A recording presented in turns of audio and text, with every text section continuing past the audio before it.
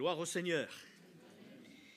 Jésus dit dans Jean 17, au verset 3, « La vie éternelle, c'est qu'ils te connaissent, toi, le seul vrai Dieu, et celui que tu as envoyé, Jésus-Christ. » Connaître Jésus, ce n'est pas savoir quelque chose à son sujet, ce n'est même pas savoir particulièrement la façon dont il reviendra, ce qui est le sujet de notre réflexion, de notre étude, mais c'est de connaître Dieu en Jésus-Christ. Jésus a pu dire « Celui qui m'a vu a vu le Père ». Et nous avons besoin de connaître Jésus. Et le connaître, ce n'est pas savoir, c'est véritablement expérimenter une communion avec lui. Comme Jésus le dit, c'est moi en toi, Père, de la même manière que je suis en toi et que tu es en moi. Je te prie qu'il soit un comme nous sommes un, moi et toi et moi. Et donc, ce n'est pas tant de savoir des choses sur le Seigneur lui-même qui est important, c'est de connaître Jésus et d'entrer dans son expérience. Parce qu'on peut savoir beaucoup de choses sans connaître la réalité. La connaissance nous parle d'une expérience. Et je voudrais ce soir que nous puissions ensemble considérer le retour de Jésus comme une communion expérimentale avec lui, parce que nous participons à la même nature, qui est la nature divine, par l'Esprit Saint qui est en nous. Or, pour que l'Esprit Saint soit en nous, il est nécessaire que nos péchés aient été effacés, que nous soyons venus vers Dieu avec un cœur ouvert et qu'ainsi nous croyions pleinement au salut glorieux que Dieu nous a acquis en son Fils Jésus-Christ. Et là, nous avons la vie éternelle, car celui qui croit, qui a la foi agissante dans le Fils, a la vie éternelle. Or, si je n'ai pas cette réalité, cette expérience de vie éternelle en moi, dès ici-bas, par la foi, eh bien, je ne serai pas enlevé. Et je peux savoir par cœur bien des éléments concernant l'enlèvement du peuple de Dieu, qui est l'Église. Je peux savoir comment ça va se passer selon les textes que nous allons lire. Mais mon frère, ma sœur ou mon ami, si véritablement tu n'as pas réglé ta position, ta vie, ton cœur, dans une position purifiée, sanctifiée par l'œuvre de Jésus, tout cela ne sert de rien. Donc, puissions-nous comprendre qu'il ne s'agit pas d'une acquisition intellectuelle dans ce que nous développons, mais qu'il s'agit d'une expérience qui va mobiliser notre cœur pour dire « Maranatha, viens Seigneur Jésus ». Voilà ce que cela signifie. Viens, un cri du cœur, que notre cœur ait un jaillissement qui est « Seigneur, viens bientôt ». Or, lorsque Jésus dit « Voici, je viens bientôt », d'une manière qui va nous surprendre, puisque j'ai lu hier un texte où Jésus dit « Le Fils de l'homme viendra à l'heure où vous n'y penserez pas, où vous ne vous y attendrez pas. Pour les uns, ce sera le jour, pour les autres, ce sera la nuit, puisque la terre est ronde et qu'il y a toutes les heures en permanence. Et donc, ça soit pour vous au milieu de la nuit ou que ça soit en plein travail ou quelles que soient vos activités, la question n'est pas de savoir comment les choses vont se faire, mais la grande question, est-ce que je suis prêt? Et ce soir, je voudrais nous interpeller, une fois de plus, par cette question, et de connaître Jésus en tant que Sauveur et Seigneur de notre vie.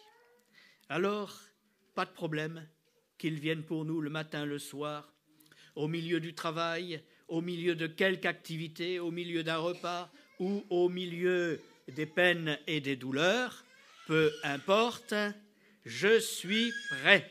Pourquoi? Parce que mes péchés ont été effacés, le sang de Christ les a lavés, j'ai donné ma vie au Seigneur Jésus. Et je voudrais ce soir que ceux qui ne l'ont pas encore fait puissent réellement le faire de tout leur cœur, afin de pouvoir, à la fin de ce moment, ne pas dire « oui, mais alors, attends, ça va se passer en un clin d'œil ».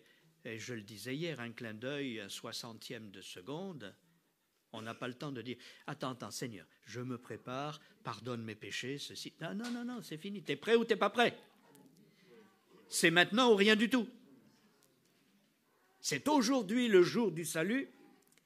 C'est aujourd'hui le jour de grâce. Peut-être pour quelqu'un parmi vous ce soir, qu'il en soit ainsi. Alors, dans ce cas, nous entrons dans le sujet lui-même. Et j'aimerais que nous puissions aborder dans la suite des éléments que nous avons parcourus hier, puisque c'était un panorama volontaire, sachant que beaucoup ne seraient plus dans les autres réunions. Donc j'ai essayé de brosser une sorte de résumé par rapport à toutes ces choses. C'est l'enlèvement de l'Église que nous allons voir avec quelques textes bibliques.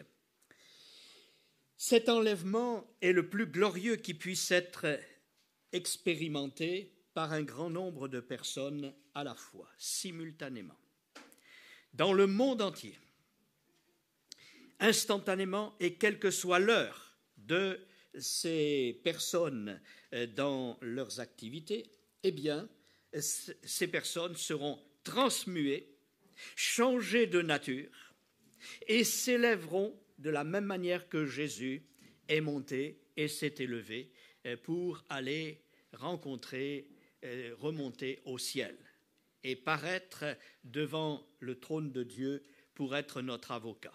Donc, Jésus est monté au ciel, mais il y a d'autres exemples dans l'Ancien Testament pour fortifier notre foi et pour nous montrer comment les choses peuvent se faire. Par exemple, nous avons dans l'Ancien Testament Enoch. Enoch, dans Genèse chapitre 5, le verset 24, qui est rappelé dans Hébreux 11, verset 5, où nous voyons que, après avoir marché avec Dieu et avoir eu dans son cœur l'attestation, le témoignage, et qu'il était agréable à Dieu, eh bien, Enoch fut enlevé. Il y a aussi Élie. Élie, dans 2 Rois, chapitre 2, les versets 1 à 12, où nous voyons comment un char de feu est venu et l'a séparé d'Élisée, qui était là et qui marchait à côté de lui. Et à ce moment-là, Élie est monté sur ce char, a laissé tomber son manteau et a été emporté dans le ciel. Bien sûr, tout cela étant de nature désormais spirituelle, de nature qui n'est plus de la chair et de la matière tangible comme nous avons la matière autour de nous, mais d'une autre sorte de création, disons, et qui permet de s'en aller dans les choses célestes. Et puis nous avons bien sûr Jésus dans Actes chapitre 1er, les versets 1 à 10, où il nous est dit qu'ils revinrent sur la montagne des Oliviers, et pendant que Jésus levait les mains et les bénissait, voilà qu'il s'est élevé, et des nuées l'ont dérobé aux yeux des disciples. Eh bien, ces choses-là ont été confirmées par les anges qui ont dit: ce Jésus qui a été enlevé du milieu de vous reviendra de la même manière que vous l'avez vu allant au ciel. De la même manière, c'est-à-dire avec un corps complètement changé, avec une réalité où les éléments matériels ne peuvent plus nous retenir. Les éléments de la pesanteur et des lois de la nature n'existent plus. Et c'est ainsi qu'en un instant, nous serons transmués, dit l'Écriture.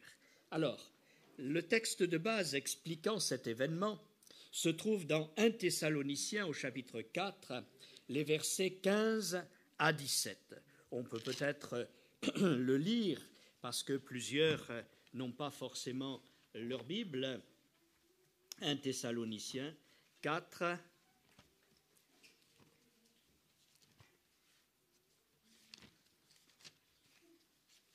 voilà ce qu'il est dit au verset 15.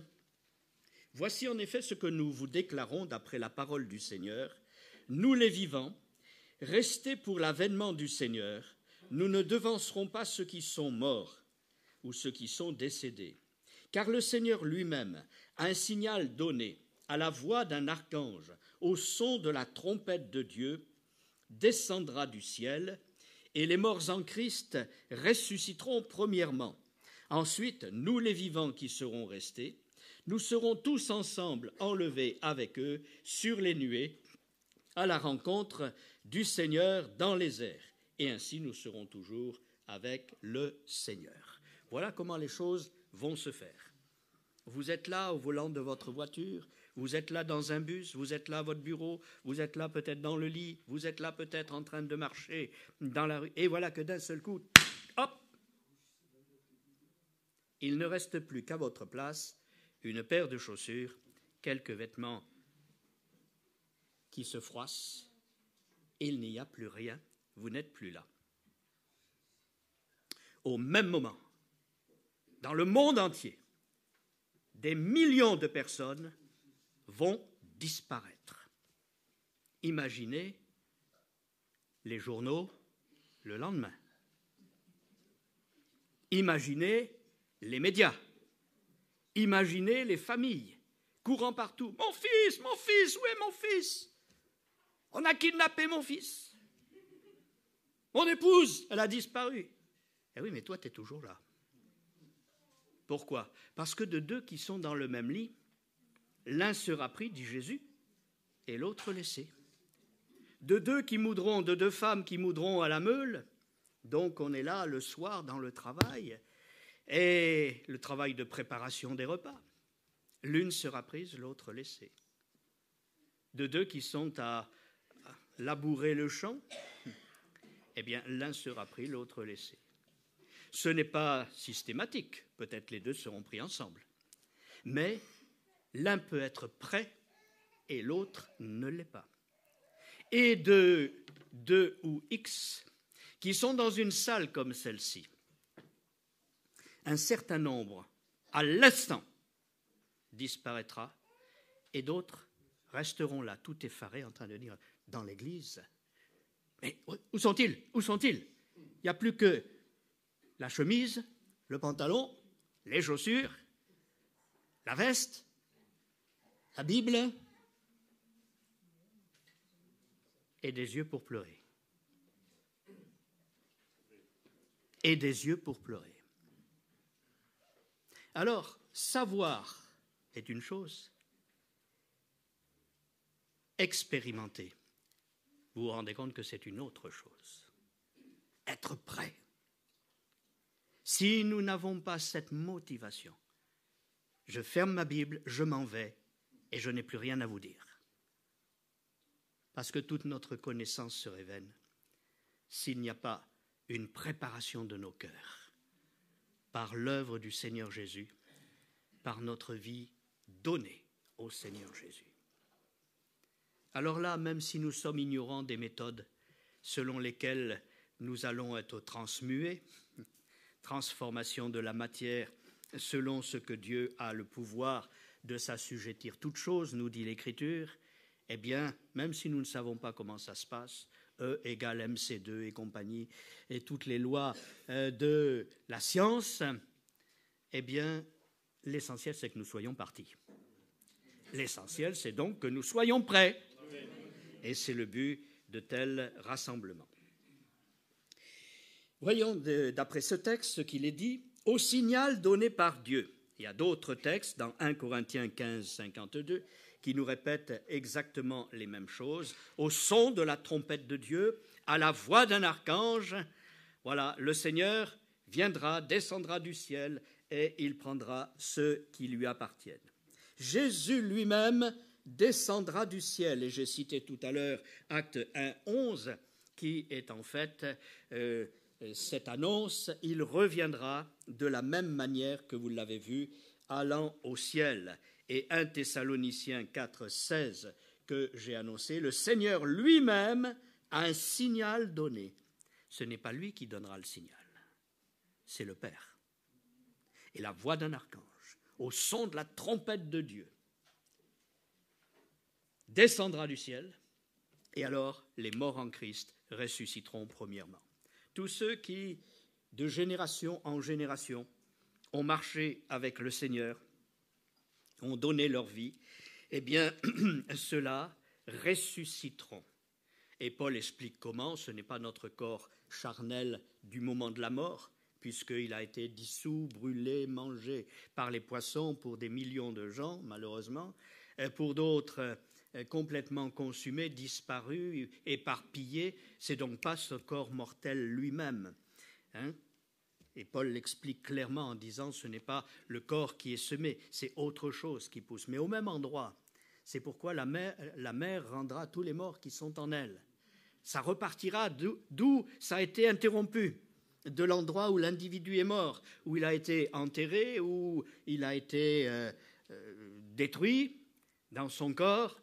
Et bien de cet endroit-là, un nouveau corps, un corps céleste, un corps éternel, va sortir, va se manifester, va venir se concrétiser pour s'en aller avec le Seigneur dans une nouvelle dimension. Et tout cela, mais c'est glorieux. Alors, lorsque nos yeux sont uniquement sur les choses de la terre, nous pouvons dire nous sommes les plus malheureux de tous les hommes, parce que de gens, après avoir donné leur vie au Seigneur, se sont retrouvés, les premiers chrétiens, pensez-y, dans les arènes, ont été dévorés par les fauves et ont été mis à mort, brûlés, et bref, complètement détruits, totalement. Eh bien, ils ressortiront. Et on aura de grandes surprises de voir ces multitudes monter à la rencontre du Seigneur dans les airs. Le Seigneur m'a donné, alors que je venais de me convertir, ce songe où je me suis vu monter en vêtements blancs. Et il n'y avait pas la harpe d'or, mais on allait pour la chercher, pour rejoindre ce palais, etc. Mais c'était au-dessus, je me suis vu monter avec d'autres personnes qui étaient là, je les voyais à 100, 200 mètres, 300 mètres, à droite, à gauche, qui montaient de cette ville qui était dans un pays en guerre. Il y avait de la fumée, il y avait des combats, il y avait des chars. Toutes ces choses étaient là. Et c'est ce qui va se passer dans les derniers temps. Des temps difficiles sont là.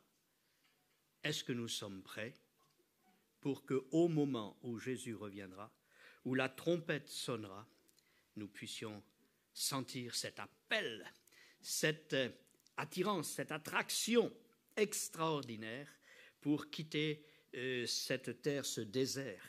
Et il est dit de l'Église, qui est celle, c'est dans le livre du Cantique des Cantiques, qui monte du désert appuyée sur son bien-aimé. Elle monte du désert, elle monte, elle s'élève.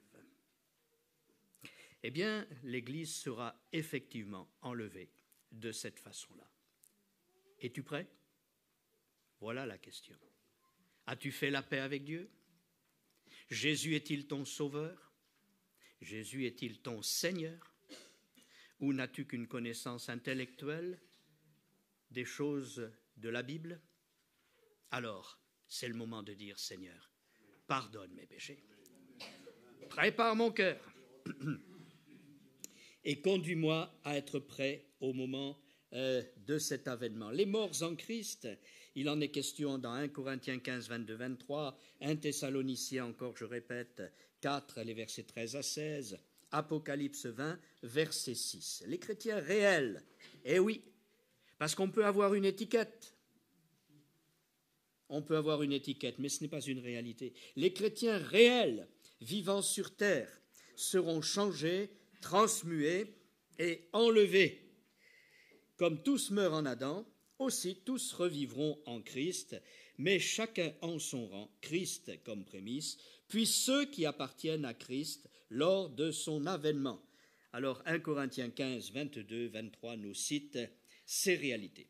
Et dans l'Épître aux Philippiens 3, 21, il est dit ceci, le Seigneur qui transformera le corps de notre humiliation, ah oui, pour ceux qui souffrent, qui ont mal à droite ou à gauche dans le corps, c'est vraiment un corps d'humiliation, c'est vraiment un corps de souffrance. Eh bien, il transformera ce corps d'humiliation, le rendant semblable au corps de sa gloire par le pouvoir qu'il a de s'assujettir toutes choses. Et puis, déjà d'autres textes cités. Et tout cela va se faire dans les airs, sur les nuées. Alors, je ne vais pas lire les textes, puisque j'en ai 5 ou 6 là en tant que référence, mais notre vocation, elle est céleste. Ce n'est pas pour, comme pensent les témoins de Jéhovah, vivre sur la terre une sorte de paradis, mais c'est véritablement un chaos qui va arriver sur cette terre. Ne nous faisons pas d'illusions. Les hommes, avec leurs péchés et leur renoncement par rapport à la volonté de Dieu, s'en vont au chaos avec cette terre. Et cette terre sera également détruite. Mais lorsque le Seigneur reviendra, là j'anticipe, eh bien, il reformera toute la surface de cette terre, la purifiera et rendra les choses. Beaucoup de textes nous en parlent, c'est un petit peu plus loin, mais nous n'aurons pas l'occasion de le voir, tel que c'était dans le jardin d'Éden. Il n'y a plus ni ronces, ni épines, plus d'animaux carnivores. Tout cela est complètement transformé et les hommes vivront pendant 1000 ans dans ce que l'on appelle le millénium, c'est-à-dire le règne du Seigneur sur cette terre. Mais avant, il faut bien sûr restaurer tout cela. En un clin d'œil, c'est-à-dire très rapidement. Et quand Jésus dit « Voici, je viens bientôt », il y a très souvent une mauvaise interprétation de ce texte. C'est le terme grec « entakei » qui signifie « en un temps de chrono très court, soudainement ». Ce n'est pas « je viens » d'une manière proche. C'est vrai que le retour du Seigneur, il est toujours proche. Mais ça va se faire soudainement. Un tout à coup. Tout à coup, il arrive que au moment où on ne s'y attend pas. Soudainement. Je viens soudainement. Nous n'aurons pas le temps de nous préparer. Alors, soyons prêts maintenant. Et puis cet enlèvement se fera, dit l'Écriture, quand le nombre des élus dans cette dernière génération qui va être sur la terre à ce moment-là, quand le nombre des élus sera complet. Dieu connaît, dans sa prescience, quels sont ceux qui volontairement accepteront son salut. Il les connaît d'avance. Ce n'est pas qu'il les a programmés d'avance. Ce n'est pas, comme disait Calvin, qu'il a prévu certains, il a destiné, certains à la perdition, comme cela, d'une manière arbitraire, et d'autres au salut. Non, non, non. Car Dieu veut que tous les hommes soient sauvés et parviennent à la connaissance de la vérité par l'Évangile. Dieu veut sauver tous les hommes, mais maintenant il nous laisse libres. La liberté est une qualité, je pourrais dire, un attribut intérieur de Dieu qui est essentiel.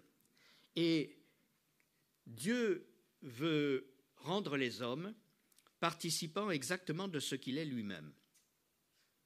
Or, Dieu est libre. Et il laisse les hommes libres, même libres de se perdre, même libres de le rejeter, même libres de le maudire. Il les laisse libres, comme il a laissé libres les anges, de choisir d'être pour Dieu ou contre Dieu. Et d'une manière très claire, l'Écriture nous dit que Satan a entraîné derrière lui le tiers de tous les anges créés, qui sont des milliards de milliards. Et donc, c'est énorme tout cela. Mais il les a laissés libres. Et c'est pourquoi plusieurs, beaucoup même, parce qu'il n'y aura qu'un petit nombre qui suivra le Seigneur, beaucoup seront perdus. Beaucoup n'accepteront pas la grâce de Dieu. Beaucoup auront été trompés. Beaucoup auront été conduits dans des erreurs. Et l'adversaire fait tout pour essayer de nous perdre parce que lui-même est perdu.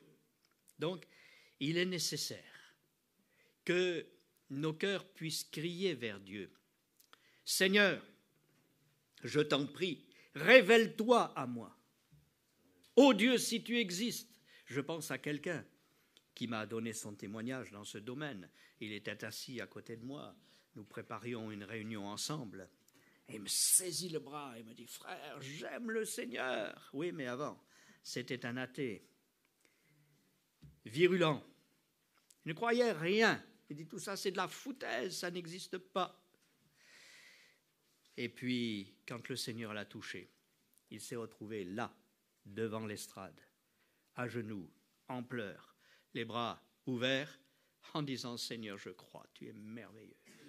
Et il avait dit, Seigneur, si tu existes, là, maintenant, alors que je viens avec ceux qui se font imposer les mains, saisis-moi, touche-moi si tu existes. Oh, il n'est même pas resté debout.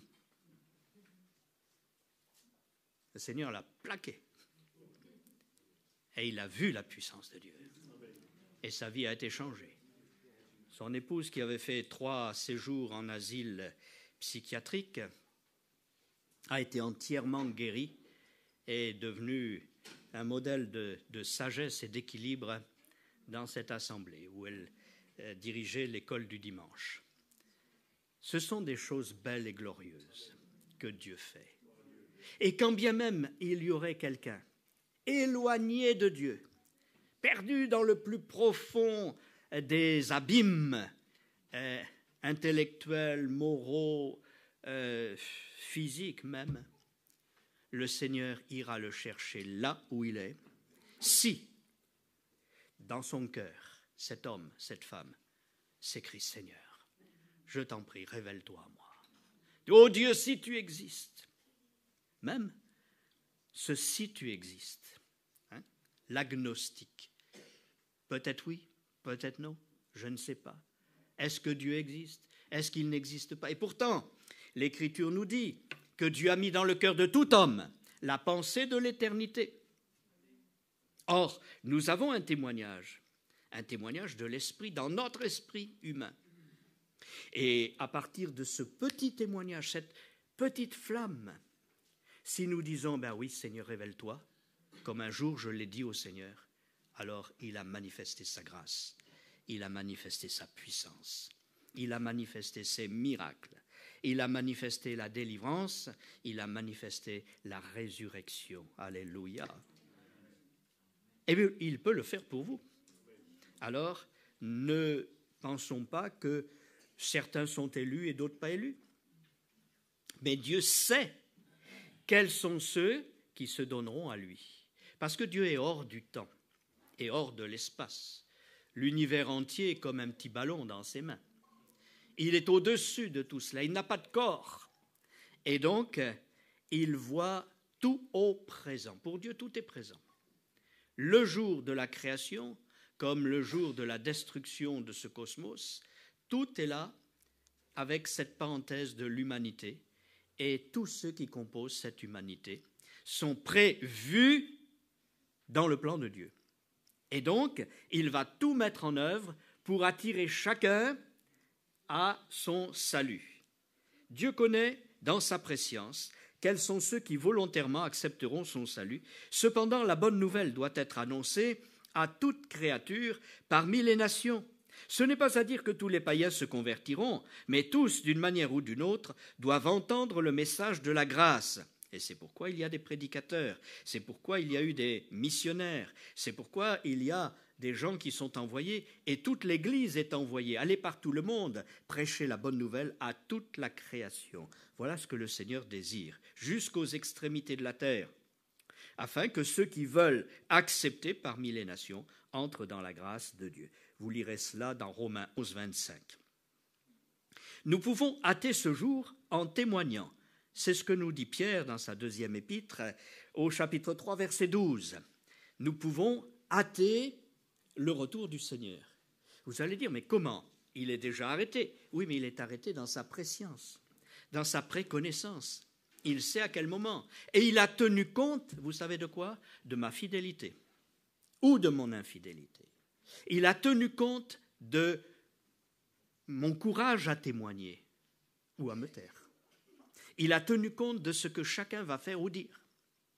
Il a déjà prévu les circonstances. Il a vu d'avance les circonstances.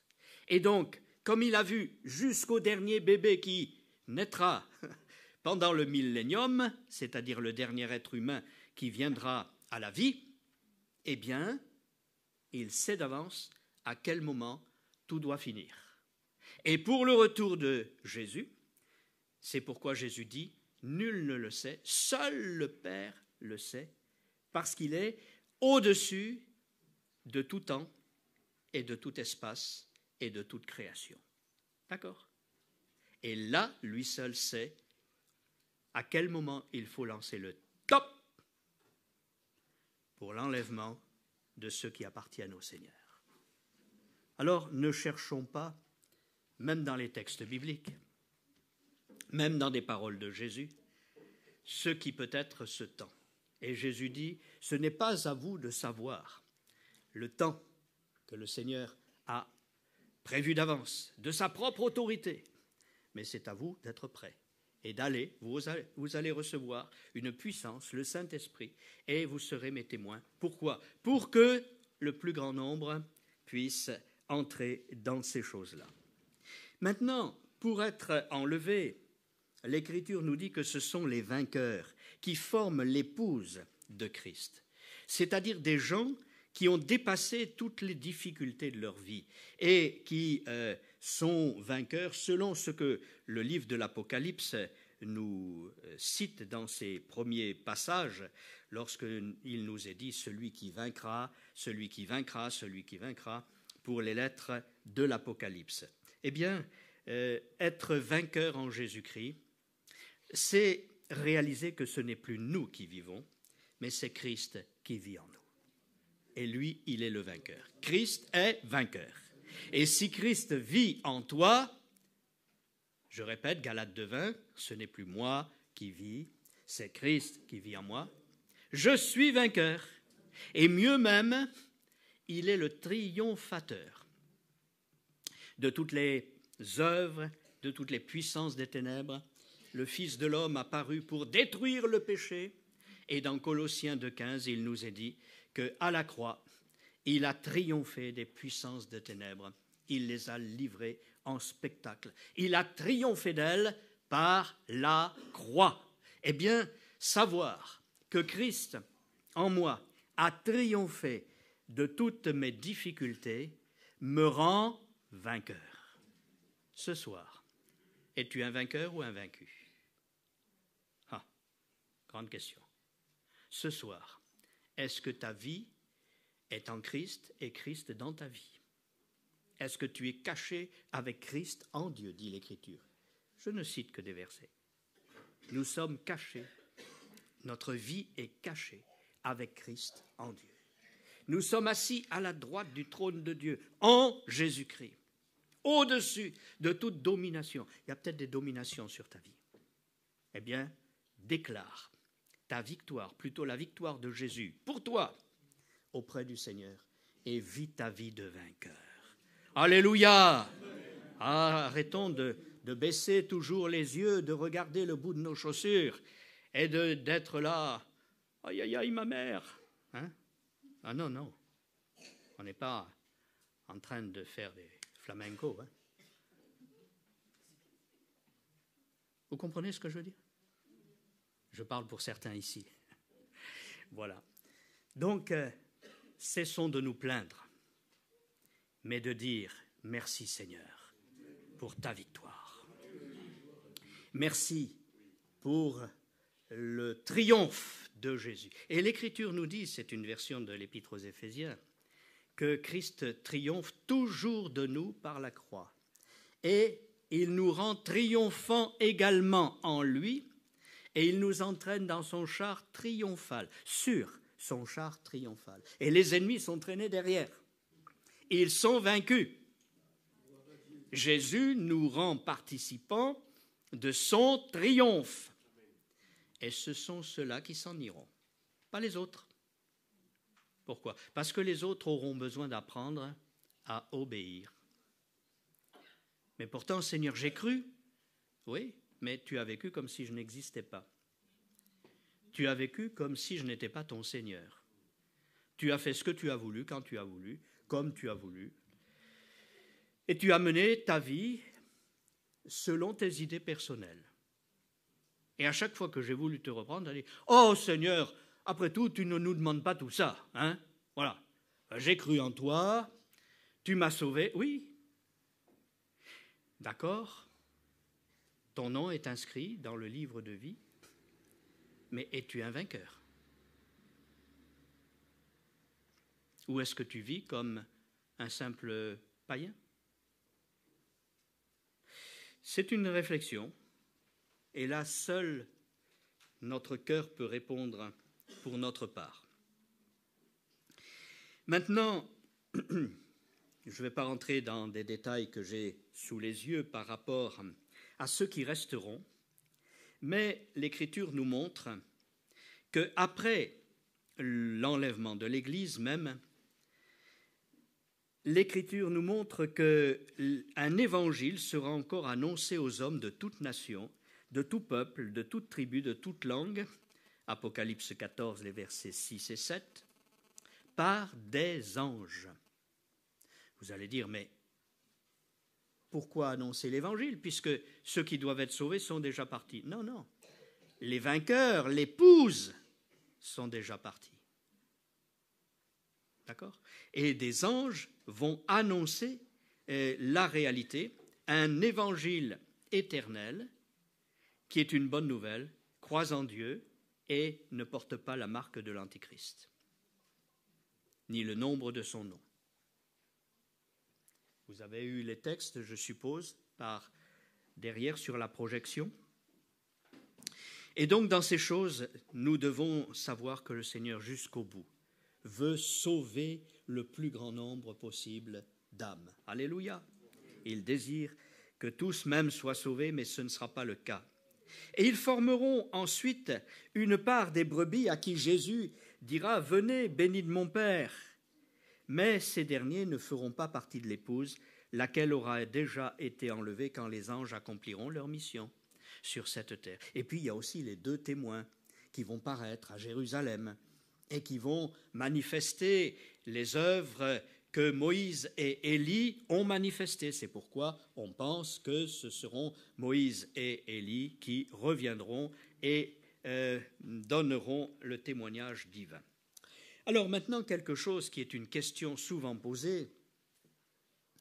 L'enlèvement de l'Église se fera-t-il avant la grande tribulation ou la grande tentation qui va venir pour éprouver tous les habitants de la terre? Parce que cette terre va être soumise aux puissances ténébreuses.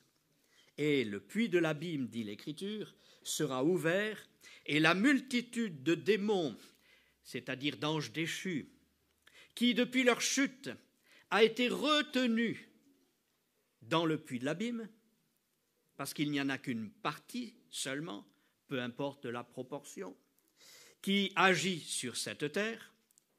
Quand on voit que cette petite partie fait de gros dégâts depuis l'histoire de l'humanité, on peut imaginer ce que sera cette image donnée dans l'Apocalypse d'une nuée de sauterelles qui va couvrir le ciel comme cela se fait dans les invasions de criquets, au point qu'il y fait presque nuit. et qui va s'en aller partout, partout, partout, au point que les hommes se mordront la langue de douleur, voudront mourir, ou même se tueront les uns les autres en quantité. Ce sera quelque chose de terrible. Eh bien, Apocalypse 3.10 nous montre que de tout temps, depuis les apôtres, l'Église fidèle a été persécutée au travers des tribulations. Alors, j'ai une dizaine de passages, donc je ne vais pas vous citer les références. C'est la tribulation qui a duré des siècles, et le jugement, dit l'Écriture, commence par la maison de Dieu, c'est-à-dire les chrétiens, et pendant le temps de la grâce. Cela, c'est 1 Pierre 4, 17. Afin que la réalité des cœurs soit révélée et que chaque âme soit forgée, éprouvée, purifiée comme l'or. 1 Pierre, chapitre 1er, les versets 2 à 9. Voyez aussi 1 Corinthiens, pour ceux qui notent, 11, 32. Il est dit que nous sommes jugés par le Seigneur afin que nous ne soyons pas condamnés avec le monde. Donc le monde va à sa condamnation et ce sera quelque chose de très fort, de terrible.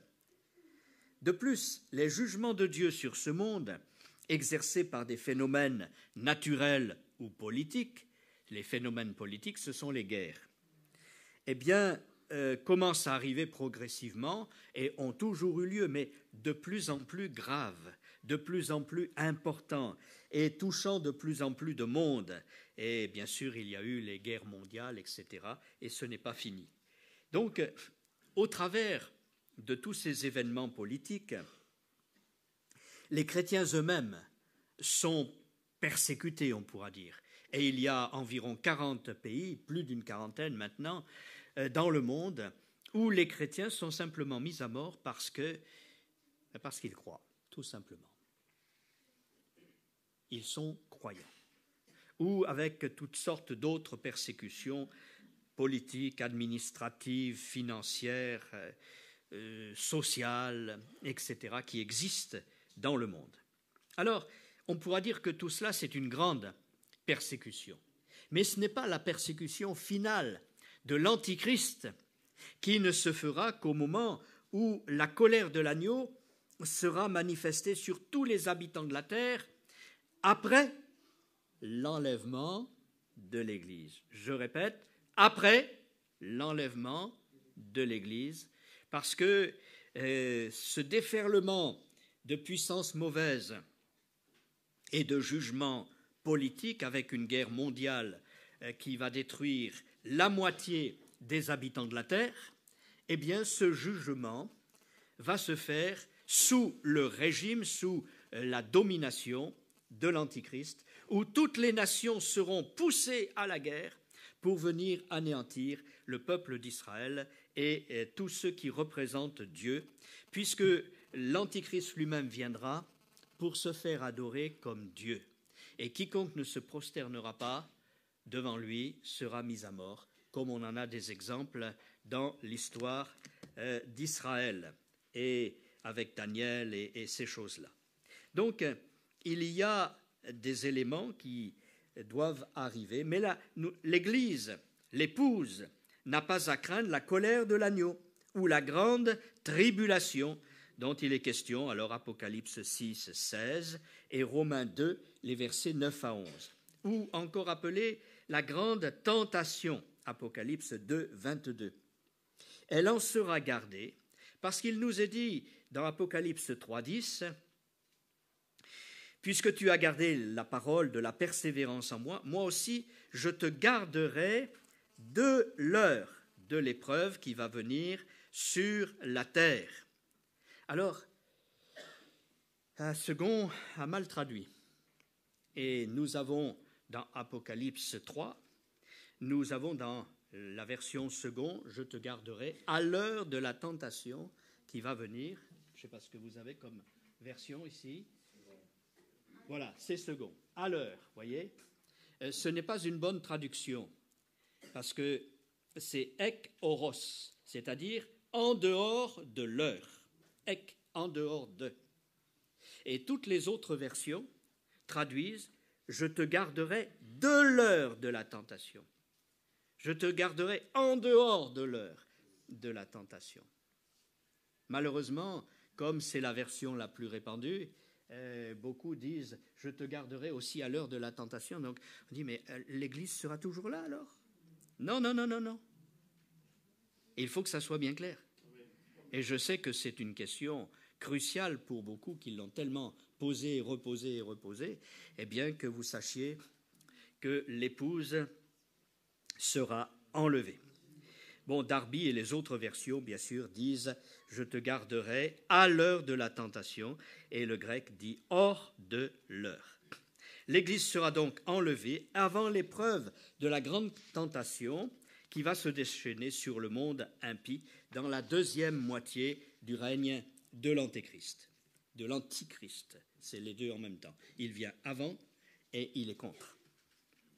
Que faut-il pour être enlevé, transmué ? Eh bien, je vais résumer les choses parce qu'il y en a beaucoup sous nos yeux. Luc 17, 34 à 36, et il y a des principes qui sont généraux et qui concernent les gens vivant dans cette dernière génération, qui sera enlevée à ce moment-là. Et je pense que nous en faisons partie. D'abord, être en Christ, alors j'ai une dizaine de textes. Bon, demeurer dans les paroles de Jésus. Aussi, bien des textes des Écritures le citent, des paroles de Jésus lui-même. Et cette position, c'est la vie éternelle. Et c'est pourquoi j'ai commencé par ces paroles tout à l'heure, te connaître. C'est ça qui est la vie éternelle. Ensuite, vivre dans l'esprit, c'est-à-dire, ce n'est pas le fait d'avoir un charisme comme cela de temps en temps. Vivre dans l'esprit, c'est réellement être en communion avec le Seigneur. Il parle, je lui parle, dans mon cœur, dans mes pensées, à tout moment. Et c'est ainsi que nous sommes appelés à avoir une communion permanente avec Dieu. Quand il est dit dans l'Épître aux Thessaloniciens, priez sans cesse. Ah bon ? Est-ce que je dois être à genoux alors, sans cesse, dans un coin de ma chambre ? Non, ce n'est pas ça du tout. C'est une relation, un dialogue permanent avec un ami qui est là, et je n'ai pas besoin de le chercher autour de moi, il est en moi. Amen. Est-ce que j'ai besoin de dire « Seigneur, je m'approche de toi, tu vois, je viens » Oh là, si on commence comme ça, c'est parce que peut-être on n'est pas vraiment en communion avec le Seigneur. Oh, c'est au nom de Jésus que je m'approche de toi, parce que, tu vois, bon, je suis occupé à autre chose, quoi. Alors que si cette permanence de communion est là dans notre cœur, ben, tu parles à celui qui est là, et celui qui est là te parle. Il n'y a pas besoin de faire toutes sortes d'introductions. Ô Dieu d'Abraham, d'Isaac, de Jacob. Vous savez, c'est quand Pierre était en train de couler, alors parce qu'il avait marché sur les eaux, il a fait une grande prière théologique. Hein? Toi qui as créé les cieux et la terre, toi qui... Gloup, gloup, gloup. Et là, il aurait bu la tasse. Hein? N'est-ce pas? Quelle a été sa prière? Ce qui doit être la nôtre, le cri du cœur. Seigneur, sauve-moi. Ça ne dépendait pas de toute une étude théologique. Amen. Et aussitôt le Seigneur le saisit par la main. Alors si ce soir quelqu'un est dans la difficulté, qu'il sent qu'il est en train de s'enfoncer, qu'il sent qu'il est en train de boire la tasse, excusez ce langage voulu, eh bien, crie vers le Seigneur. Et mieux, tu n'as même pas besoin de crier fort. Il est en toi. Il vit en toi. Ah, si ton cœur est purifié, bien sûr. Tu es le temple du Saint-Esprit. Ne savez-vous pas que vous êtes le temple du Saint-Esprit? Et que le Seigneur habite en vous, donc? C'est quelque chose à vivre au quotidien. Ainsi, nous sommes dans la vie dans l'esprit, c'est-à-dire régénéré, conduit, renouvelé par le Saint-Esprit, ayant notre réserve d'huile comme les vierges sages, etc. C'est une position de sanctification, donc de mise à part pour Dieu par le Saint-Esprit. Voilà. Alors, il y a bien des textes, bien sûr, qui disent cela. Je vais vous citer seulement 2 Thessaloniciens 2, 13, 14, et puis 1 Pierre chapitre 1er, verset 2. Ensuite, il y a des récompenses à recevoir. Nous l'avons développé hier. Et pour avoir des récompenses, il faut avoir travaillé. On ne vient pas au guichet du caissier si l'on n'a pas exercé une fonction dans l'entreprise et si l'on n'a pas manifesté un travail. Vous êtes bien d'accord? Alors, eh bien là, c'est pareil. Le tribunal de Christ, qui est le tribunal des récompenses dont j'ai parlé rapidement hier, eh bien, c'est celui qui va récompenser les fidèles dans un service pour Dieu. Parce que nous sommes tous appelés à être collaborateurs de Dieu. Co veut dire avec, et laborer signifie travailler. Eh bien, nous sommes de ceux qui travaillent avec Dieu. Nous sommes ouvriers avec Dieu. Et ce n'est pas seulement les serviteurs qui montent sur une estrade et qui prêchent la parole. Non, non, non, non. C'est tout le corps.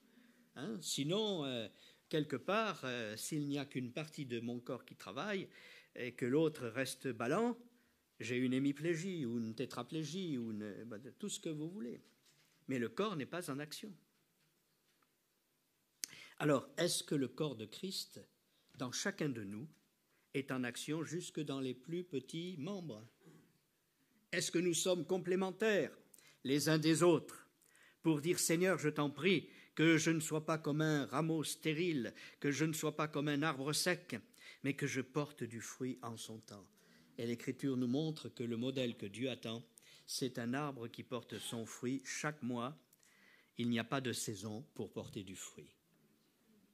Dieu attend que nous portions du fruit continuellement pour lui. Et d'abord, le fruit de l'esprit, la qualité qui va se développer dans nos cœurs.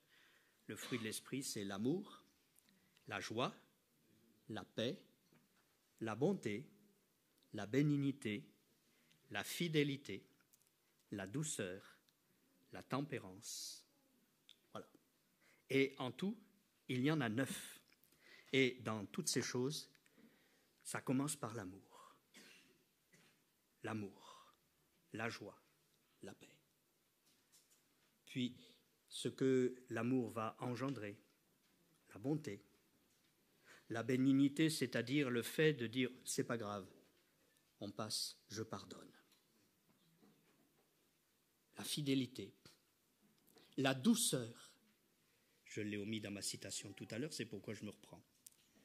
La douceur, un esprit doux et humble. Jésus disait « je suis doux et humble de cœur ». Ah ben, vous l'avez sous les yeux. La joie, la paix, la patience, la bonté, la bénignité, la fidélité, la douceur, la tempérance, ou d'autres versions disent la maîtrise de soi. Voilà ce que le Seigneur fait lui-même en nous lorsque nous le laissons vivre en nous. Alléluia! Il ne nous demande pas de produire des efforts humains pour faire les œuvres de Dieu. Un jour, je me répète parce que je l'ai déjà dit il y a 2 jours, un scribe s'est levé dans la foule et a crié vers Jésus « Maître, que devons-nous faire pour faire les œuvres de Dieu ?» Et Jésus a répondu « L'œuvre de Dieu, c'est que vous croyez en celui qui l'a envoyé. » Il n'y a qu'une seule œuvre qui accomplit ou qui contient toutes les autres. C'est le tout accompli de Jésus. Est-ce que ce soir, ta foi est vraiment basée dans cette œuvre? Alors tu verras que les récompenses ne manqueront pas, parce que les œuvres ne manqueront pas non plus. C'est exactement ceux-là qui seront enlevés en vainqueurs et qui vont être récompensés. Être parmi les vainqueurs, les 7 lettres de l'Apocalypse, je les citais tout à l'heure, mais j'ai une dizaine de textes sous les yeux également, nous montrent que ces vainqueurs-là sont ceux qui ont confié leur vie dans le Seigneur et qui laissent le Seigneur vivre en eux. Paul met en évidence cette position lorsqu'il dit « J'ai renoncé à tout pour parvenir, si je puis, à la résurrection d'entre les morts », qui est la première résurrection. Est-ce que l'apôtre était sauvé? Oui, mais il était en train de se poser la question « Suis-je un vainqueur? Serai-je un vainqueur jusqu'au bout ?» Et plus tard, il dira, j'ai conservé la foi, j'ai gagné la course, j'ai achevé la course plutôt, j'ai conservé la foi. Désormais, alors là, il le sait maintenant, parce qu'il est arrivé au bout. Il a passé, il est sur le point de passer la ligne d'arrivée. Et là, quand le coureur sur le stade regarde que les autres sont encore derrière, il se dit, ça y est, alors qu'il n'a pas encore franchi la ligne d'arrivée, je suis vainqueur. J'ai remporté la course. Et c'est là qu'il va dire, à la fin de sa course, désormais, la couronne de justice m'est réservée. Et le Seigneur, le juste juge, la donnera à tous ceux qui ont attendu son avènement. C'est merveilleux. Alors, est-ce que nous sommes dans cette pensée pour dire, Seigneur, je t'en prie, ne me laisse pas stérile, ni oisif dans ton œuvre, je veux être parmi les vainqueurs. Et puis, il n'y a pas de victoire sans combat. Ah oui. On voudrait une victoire en restant assis dans notre fauteuil du salut. Et là, il n'y a pas de victoire. Parce que le salut est une grâce, ce n'est pas une œuvre. Vous ne serez pas récompensé parce que vous êtes sauvé. Déjà, le fait d'être sauvé, c'est une immense faveur, incommensurable. Mais maintenant, ce que Dieu va récompenser, c'est ton application et ton implication dans l'œuvre de Dieu. Alors, il y aura de riches bénédictions. Et puis, quand il y aura les récompenses, c'est le tribunal de Christ. Pour ceux qui ne comptent pas sur eux-mêmes, mais qui s'appuient sur le Seigneur, quand il viendra, il y aura l'Église enlevée, parée en sa présence, en présence de son chef et maître, afin que chacun reçoive le rang et la récompense qui lui sont dus. Ah bon? Parce qu'il a fait une œuvre. Et le Seigneur dit qu'ils lui sont dus. Là, ce n'est plus une faveur. C'est carrément un salaire. Ah oui, oui. La grâce, c'est une faveur. Mais la récompense est un salaire. Donc, nous sommes sauvés par grâce, mais maintenant, les œuvres que nous pratiquons pour la gloire de Dieu auront leur juste récompense. Alléluia. Et c'est un dû. Vous verrez ça dans 1 Corinthiens 4, 5. Alors chacun recevra ce qui lui est dû. Selon les œuvres qu'il aura accomplies pour le Seigneur après avoir été sauvé. On ne fait pas des œuvres pour être sauvé. C'est par la grâce que vous êtes sauvés, par le moyen de la foi. Et cette grâce, ce don, ce charismata, ça ne vient pas de vous, c'est un don de Dieu. Voilà. Afin que personne ne se glorifie. Mais maintenant que nous sommes dans la grâce, eh bien, nous avons des œuvres préparées d'avance afin que nous les pratiquions. Et c'est encore le Seigneur qui les prépare. Et c'est le Seigneur qui nous a donné les dons et les capacités que nous venons de lire. Dans la puissance du Saint-Esprit, parce que s'il y a 9 expressions du fruit de l'Esprit, il y a également 9 dons spirituels qui s'équilibrent, le fruit, les dons. C'est un bon équilibre pour accomplir l'œuvre de Dieu, l'œuvre du ministère de Jésus. Alors là, il y a les récompenses. Et puis, ce sont les noces de l'agneau. Et nous allons terminer ce soir sur cette pensée. Dans Matthieu 22, verset 2, dans Apocalypse 19, les versets 7 à 9, peut-être pourrions-nous avoir des versets que tout le monde pourra, que chacun pourra lire. Vous l'avez? Non, vous ne l'avez pas. Bon. Matthieu 22, verset 2.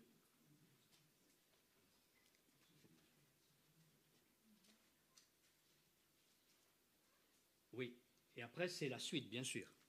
Donc je ne vais pas raconter toute l'histoire, puisque c'est juste l'introduction des noces pour son fils. C'est une image que Jésus donne dans une parabole. Et Apocalypse 19, les versets 7 à 9, là ça peut tenir sur l'écran, s'il vous plaît.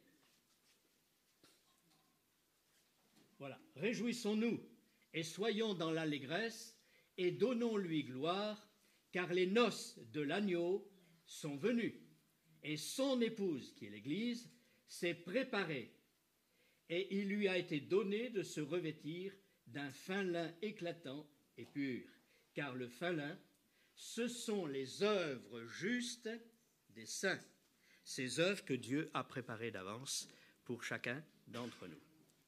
Là, il y a un salaire. Là, il y a une récompense. Là, il y a ce que la fiancée peut apporter dans sa corbeille, comme on faisait autrefois, en disant « Voilà, bien-aimé, ce que j'ai préparé pour toi. » Alors, il vaut la peine d'être là. Pour le moment, l'Église est une promise, elle est une fiancée, et à ce moment-là, il y aura les noces de l'agneau. Mais pour être l'épouse, de cet époux divin, il faut que nous soyons transmués dans la même nature, de manière à vivre éternellement en sa présence et de le suivre, comme dit l'Écriture dans l'Apocalypse, partout où il ira, d'être avec lui. Donc, il faut la transmutation de nos corps, la métamorphose pour être rendu semblable à lui, et nous le connaîtrons comme il nous a connus. Donc chaque enfant de Dieu sera rendu semblable à son Seigneur. Romains 8, 29, Philippiens 3, 21, 1 Jean 3, 2, 1 Thessaloniciens 1, 10. Après que chacun aura été élevé dans la dignité qui lui est réservée. Ta mine a rapporté 10 mines, prends le gouvernement de 10 villes. Ta mine a rapporté 3 mines, prends le gouvernement de 3 villes. Donc il y a des préfets, des sous-préfets, des maires, des adjoints. Voilà, il y a toutes les catégories de responsabilité pour régner avec Christ pendant le millénium sur cette terre. Et donc tout cela fait que l'Église sera unie pour l'éternité ensuite avec son époux et régnera avec lui. C'est la promesse que Jésus a faite dans Luc 13, 28 et 14, verset 15. Maintenant, il y a aussi, dit l'Écriture, des amis de l'époux. Ah bon? Ah mais les amis ne sont pas l'épouse. Et il y a donc une différence, vous comprenez bien. Et je termine sur cette pensée. Les amis de l'époux, ce sont les justes des autres dispensations, parce que l'épouse, c'est celle qui est de la dispensation de la grâce. Voilà. Les autres, ce sont des amis. Et Jean-Baptiste lui-même dit « Je suis l'ami de l'époux ». Il ne dit pas « Je suis l'épouse ». Mais celui à qui appartient l'épouse, c'est l'époux. Et l'épouse, eh bien, il faut qu'elle soit constituée, et il fallait le ministère de Jésus sur cette terre. Mais Jean-Baptiste, qui était encore dans le cadre de l'ancienne alliance, et qui est le précurseur de l'agneau de Dieu qui ôte le péché du monde, va dire « Je me réjouis ». L'ami de l'époux se réjouit de ce qu'il entend, la voix de l'époux. Voilà. Donc il y a l'épouse et l'époux, bien sûr. Il y a les amis ES ou IS, comme vous voulez, puisqu'il n'y a plus ni homme ni femme dans ce cas-là, de l'époux, qui sont encore. Et il y a les invités. Il y a tout cela aux noces. Donc, il y a une place pour chacun. Et chacun en son rang en fonction de sa foi. Depuis le commencement de notre humanité jusqu'à la fin, chacun trouve sa place et aura réellement son rôle. Dans tout le règne du Seigneur pendant le millénium, mais aussi après la destruction de cette terre et avec les nouveaux cieux et la nouvelle terre que le Seigneur engendrera à ce moment-là, créera en ce moment-là. Et ce sera une autre étude qu'on appelle les fins dernières, l'eschatologie. Eschatos signifie la fin. Donc, le Seigneur a prévu des choses merveilleuses pour qui? Pour quiconque croit, pour quiconque s'engage, pour quiconque accepte que Jésus soit son Seigneur, et non pas seulement avoir une vie de plan-plan religieux, pour dire je viens à la réunion, Seigneur, tu vois, je crois en toi, donc tout va bien, et je suis dans la sécurité. Non, tu seras assis sur ta chaise d'église, peut-être le jour où le Seigneur reviendra, et tu verras que d'autres chaises se sont vidées à côté, et derrière, devant et partout, et tu vas dire misérable, malheur à moi. Parce que là, maintenant, je reste dans les ténèbres de l'Antichrist, et je reste dehors. Et il n'y a qu'une solution dans ce cas-là pour s'en sortir, c'est de donner sa vie physiquement pour le Seigneur. Car quiconque voudra rester fidèle au Seigneur sera mis à mort par l'Antichrist. Et là, ce sont des ténèbres terribles. Quelqu'un qui vient d'avoir un songe à ce sujet et qui ne comprenait pas, il m'en a demandé l'explication, me téléphonait ces derniers temps et il me dit « J'ai vu des grêlons énormes. » Et l'Écriture dit qu'il pèse un talent, 49 kilos. Un sac de 50 kilos, allez, de ciment. Imaginez des sacs de ciment, des grêlons, du poids d'un sac de ciment, qui tombent du ciel et qui détruisent tout, absolument tout. C'est ce qui va arriver. Et puis, nous l'avons lu déjà, les hommes rendront l'âme de terreur au bruit des eaux. Ils ne sauront plus quoi faire au bruit des eaux. Les raz-de-marée, les tremblements de terre, tout ça, Jésus l'a annoncé. La parole de Dieu l'annonce. Bon, et ces choses vont se produire. Comme toutes les paroles de Dieu se sont accomplies. Alors, si nous restons dans ces ténèbres de l'Antichrist, ténèbres du dehors, puisque les autres sont enlevés, ils sont rentrés dans la salle des noces. Et les vierges folles viennent, « Seigneur, Seigneur, ouvre-nous !» Elles avaient la robe. Oui ou non? Donc, purifié. Un vêtement blanc, alléluia.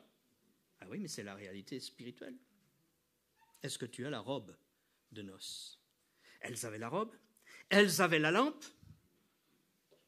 À un moment, elles ont eu de l'huile dans la lampe, l'Esprit Saint, mais elles n'ont pas préservé, elles n'ont pas pris avec elles une réserve d'huile pour persévérer jusqu'à la fin. Et quiconque persévérera jusqu'à la fin sera sauvé. De quoi? De tous ces jugements qui vont tomber sur la terre. Maintenant, ceux qui vont ainsi donner leur vie, ils feront partie, c'est un autre texte, plusieurs autres textes qui nous le montrent, ils feront partie des vainqueurs, mais dans la deuxième phase, ils ne sont pas l'épouse. Ils seront eux aussi des amis, comme les gens de l'Ancien Testament qui auront été fidèles à Dieu. Ah bon? Donc, le privilège d'être l'épouse, d'être toujours dans la présence du Seigneur et de manifester son autorité parmi les nations pendant le millénium, ce n'est réservé qu'à l'Église épouse et non pas aux simples croyants. Vous saisissez? Je termine sur ces pensées parce que souvent on dit « Crois au Seigneur Jésus, tu seras sauvé ». C'est vrai. Celui qui croit au Fils a la vie, c'est vrai. Il ne vient point en jugement, c'est vrai. Mais dans ceux-là qui croient au Fils, il y a aussi des niveaux. Et l'épouse, c'est l'épouse, c'est pas l'ami. On fait une différence quand même. Vous saisissez? Qui ce soir voudra dire « Je veux être un vainqueur » ? Qui ce soir va dire « Seigneur, je t'en prie, pardonne mon incrédulité, pardonne mes négligences, pardonne tout ce regard à moi-même, pardonne mon amour de ce monde où je suis encore tenu attaché à ces choses. Seigneur, délivre-moi de tout cela, que je sois prêt et libre au moment où je m'en irai, où tu viendras chercher tes enfants. » On prie, s'il vous plaît. Ton nom est grand, Seigneur. Ta parole est la vérité. Et à cause de ton nom, tu accomplis ta parole. À cause de ton nom aussi, tu as donné Jésus afin que nous soyons purifiés, sanctifiés, justifiés, et que nous ayons accès pleinement à toutes les grâces que tu mets à notre disposition. Et c'est pourquoi, à cause de ton nom, pardonne nos péchés. Délivre-nous de notre misère. Conduis-nous dans les voies de ton salut. Et permets que nous prenions conscience que le temps est court et que nous avons besoin de nous consacrer à ton œuvre, que nous avons besoin également de porter ta parole partout pour que le plus grand nombre soit sauvé et puisse accepter ta grâce. Tout cela nous dépasse, mais tu ne nous as pas laissés orphelins. Tu nous as donné le Consolateur, le Saint-Esprit. Avec ses fruits, avec ses dons, c'est la personne même de Jésus en nous, afin d'accomplir le ministère de Christ sur cette terre. Chacun pour notre part, là où tu nous as placés. Seigneur, fais grâce à ton peuple, et dans ce lieu, sauve encore, délivre, consacre tout à nouveau, plusieurs qui puissent s'engager avec toi pour être fidèles jusqu'au moment où tu viendras chercher les tiens. Amen.